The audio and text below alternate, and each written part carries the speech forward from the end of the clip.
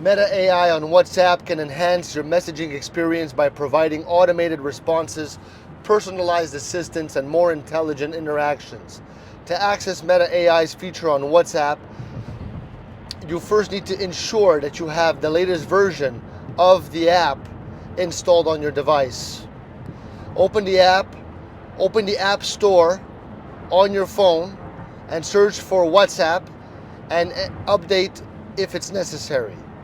Now, Meta has been gradually rolling out AI-powered tools such as chatbots to select businesses on WhatsApp. Okay? So if you're looking to interact with Meta AI, you may come across businesses or services that providers, have integrated to the AI tools for WhatsApp accounts.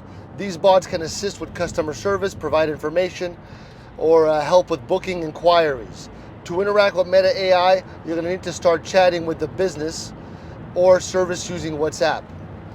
For more general AI functionalities, Meta has been exploring ways to integrate AI into personal messaging. So this might involve features like predictive text, advanced media sharing options, or even more sophisticated virtual assistants with the app.